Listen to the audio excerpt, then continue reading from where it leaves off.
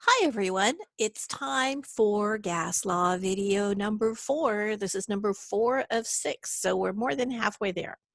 Now, before you watch this video, make sure you have watched the videos on Boyle's law, Charles' law, and Gay-Lussac's law, because the combined gas law, which we're going to talk about today, combines all 3 of those gas laws. So let's get started.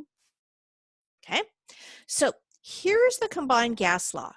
The combined gas law says the first pressure of a gas times its initial volume, the initial pressure and initial volume of a gas multiplied together, divided by its initial temperature, should equal to the initial pressure and volume of the gas divided, the final pressure and volume of the gas divided by its final temperature.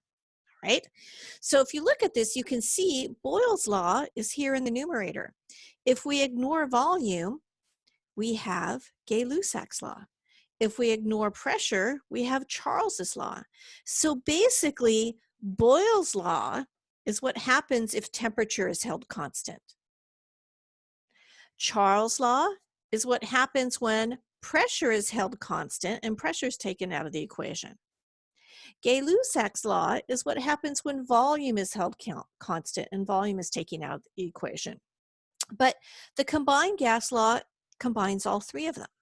So let's do a sample problem.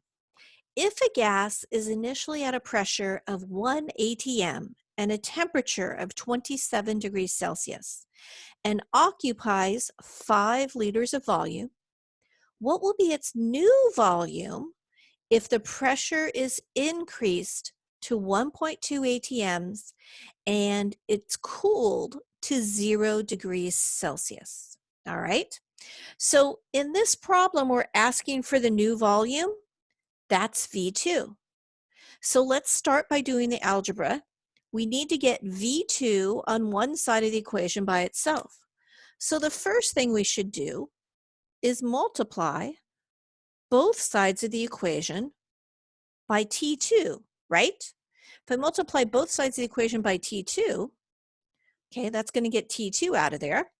Now, we still need to get V2 by itself, so we need to get rid of P2 here. So let's divide both sides of the equation by P2. If we divide both sides of the equation by P2, now we have volume all by itself. So what this is telling us now is that V2, the final volume, is going to be the product of the final temperature, T2, times the initial pressure, P1, times the initial volume, V1, divided by the final pressure, P2, and the initial temperature, T1. All right? So now it just becomes a matter, now that we've got the algebra worked out, it just becomes a matter of plugging those numbers into the equation. So let's see if I can get a little bit more space here. That's probably not going to work out. Okay, so let's do this. I'm going to give myself a little bit more room to calculate here. Okay, so we know what numbers to plug in. Here's our problem. Okay, all right, so let's plug these numbers in here. So V2 is going to equal T2. Now T2 is 0 degrees Celsius. Remember what we have to do at temperature in the gas laws? We have to add 273 to convert them to Kelvin. So T2 is going to be 273 K. So let's start with that. Okay. Times P1. P1 is 1 atmosphere. Times our initial volume, V1, and our initial volume, the gas initially occupied 5 liters. All right. In the denominator, we're going to have P2, the final pressure, and we increase the pressure to 1.2 atms. And then divide it by our initial temperature, and our initial temperature was 27 degrees Celsius. So 27 degrees Celsius, if we add 273, works out to be 300 K. Alrighty, so we have all our numbers in there. Now, before we do our calculation, let's talk about what we expect to be a reasonable answer. And let's think about what we know about the behavior of gases. The gas is initially at a pressure of 1 atm, and we're increasing that pressure to 1.2 atm. If we increase the pressure, that means we're squeezing that gas down. So is increasing the pressure going to make that volume bigger or smaller? Well, if you're increasing the pressure, that's going to make your volume smaller. Okay, now let's look what's happening to temperature. We're going from an initial temperature of 27 degrees Celsius or 300 K down to a final temperature of 0 degrees Celsius or 273 K. So we're decreasing the temperature. When we cool a gas, when we decrease its temperature, do we expect that to make the gas bigger or smaller?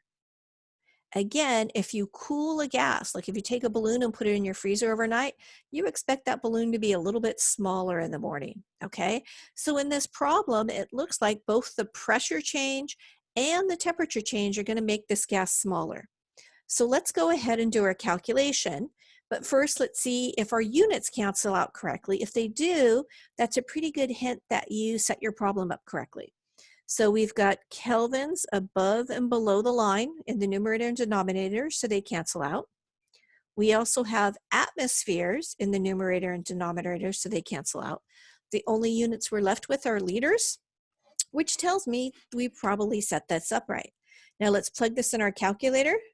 We have 273 times 1.0 times 5.0 divided by 1.2, and then divided again by 300.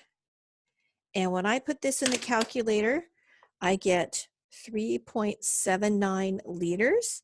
Now let's look at our sig figs. Looks like we're limited to 2 sig figs.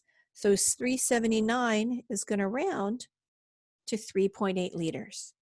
Now let's go back. Remember our prediction? Our prediction was that the pressure and temperature change would make the volume decrease. And sure enough, the volume decreased. Yay us. We did it right. All right, not so hard, right, you guys? All right, have a great day.